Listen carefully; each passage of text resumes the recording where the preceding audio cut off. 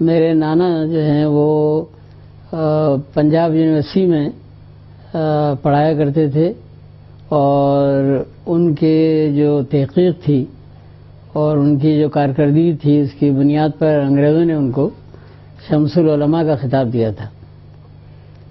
ان کا نام تھا شمس العلماء مولوی محمد عبداللہ۔ میرے ماموں تھے مفتی انوار الحق، وہ بھوپال میں ڈائریکٹر ایجوکیشن تھے، اور بعد میں پھر اپنی کارکردگی کی بنا پر مدار المہام کے عہدے پر بھی پہنچ گئے تھے، جو چیف منسٹر کے برابر ہوتا ہے۔ تو یہ دو تو تاریخی اور خاندانی بیک گراؤنڈ تھے۔ پھر جب میں ایم بی اے کر رہا تھا تو آئی بی اے میں اس زمانے میں 90% امریکی ٹیچرس ہوا کرتے تھے، تو ہم پریزنٹیشن وغیرہ دیا کرتے تھے۔ تو اس میں انہوں نے مجھ سے کہا کہ آپ انڈسٹری کے بجائے آپ ٹیچنگ کے پیشے میں جائیں، تو یہ آپ کے لیے بہت اچھا رہے گا، بڑی کامیابی ہوگی۔ تو وہیں پر انہوں نے مجھے آئی بی اے میں آفر کیا لیکچرر کی پوزیشن۔ یہ بات ہے 1964 کی، تو اس وقت سے میں اس پیشے میں ہوں۔ جی جی، تو یہ کہہ سکتے ہیں یہ شعبہ آپ کے کسی کے کہنے سے آیا؟ کچھ خاندانی بیک گراؤنڈ تھا تو آپ کا سیکنڈ آپشن؟ جی جی، دونوں چیزیں ہوتی ہیں۔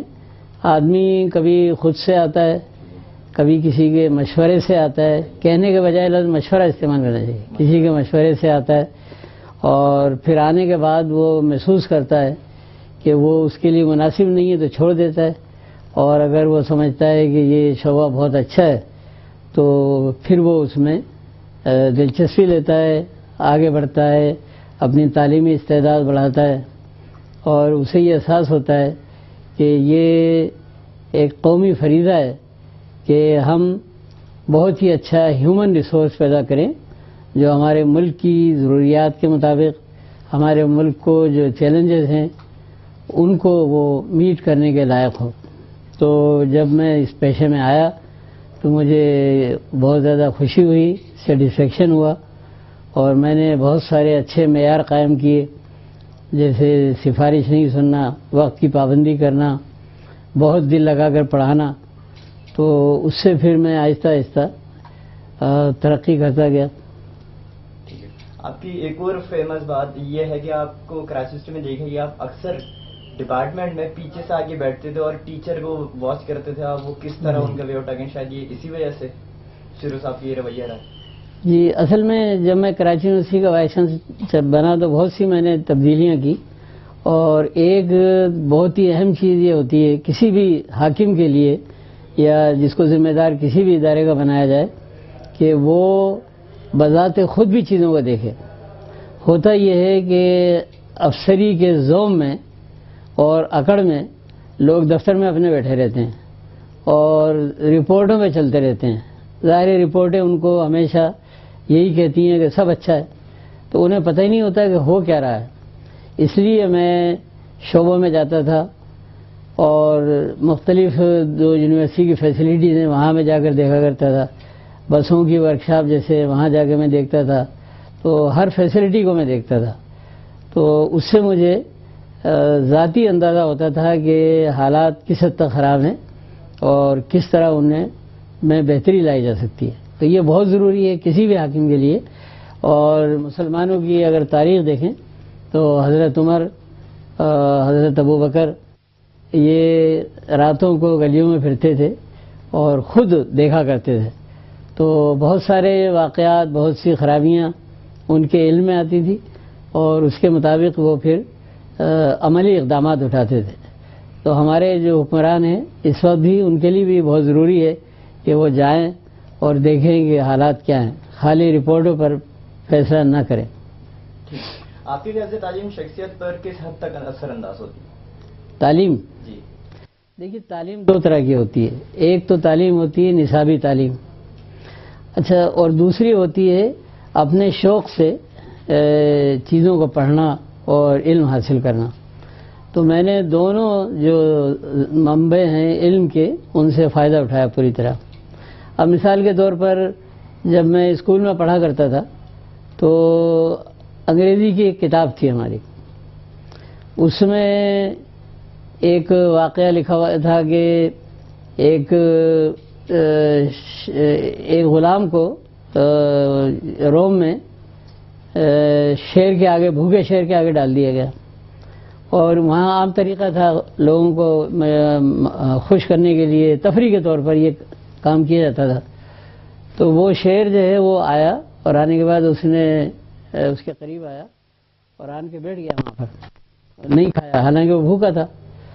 تو بعد میں یہ پتہ چلا، جب پوچھا گیا اس سے کہ کیا بات ہے، تو اس نے کہا کہ مجھے یاد آ رہا ہے کہ یہ وہی شیر تھا جس کے پاؤں میں کانٹا چبھا ہوا تھا اور یہ بہت دکھ میں تھا، تو میں نے ڈرنے کے بجائے ہمت کی اور میں اس کے قریب گیا اور میں نے اس کے پاؤں میں سے کانٹا نکال دیا۔ تو آج یہ اس احسان کا بدلہ دے رہا ہے۔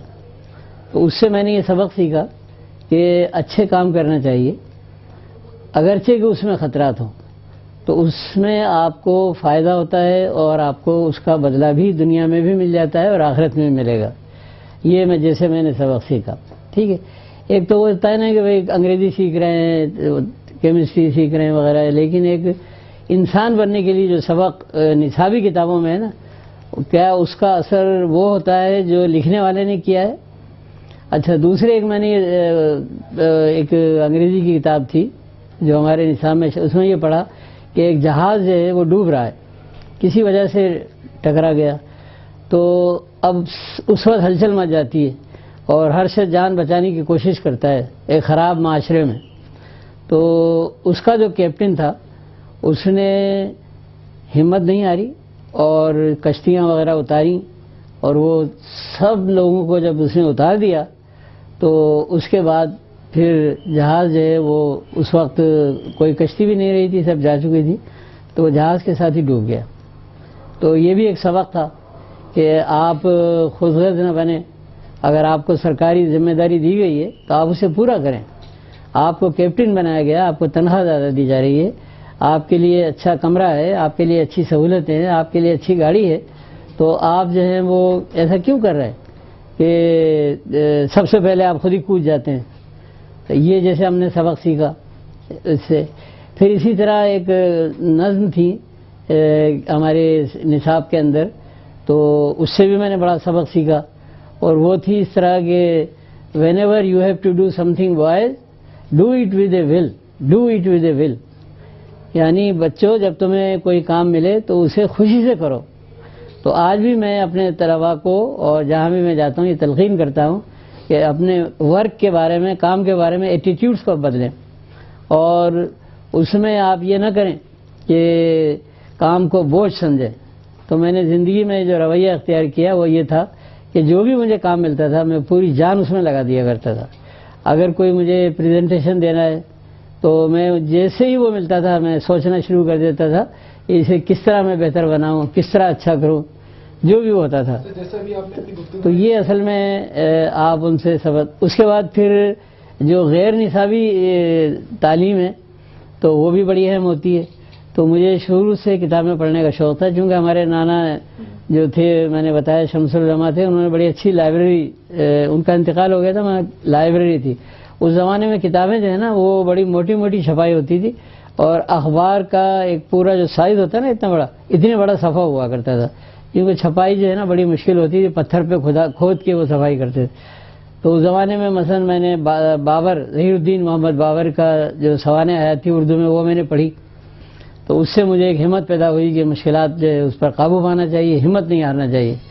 تو پھر یہ ایک خاص مجھے دلچسپی کا شعبہ بن گیا کہ سوانح حیات لوگوں کی۔ تو میرا خیال ہے کہ میں نے شاید ہی کسی ایسا شخص ہو دنیا میں جو بڑا اس کی سوانح حیات میں نہ پڑھی، تو اس سے ہمیں سبق ملتا ہے۔ اس طریقے سے انفارمل اور فارمل ایجوکیشن جو ہے وہ۔ سر جیسے ابھی آپ نے اپنی گفتگو کے بیچ میں کہا کہ لوگوں کو بھوکے شیروں کے آگے ڈال دیا تھا، ان سے بالکل جانوروں سے سلوک کیا جاتا تھا۔ ابھی اب اگر ہم اپنے اس اسلامی معاشرے میں، جیسے ہم دعویٰ کرتے ہیں کہ اسلامی معاشرہ، اس میں اگر ہم دیکھیں تو اس وقت لوگوں کے ساتھ ہماری پولیٹیکل ریلیشن شپ ہے وہ اسی طریقہ برتاؤ تقریباً کر رہی ہے۔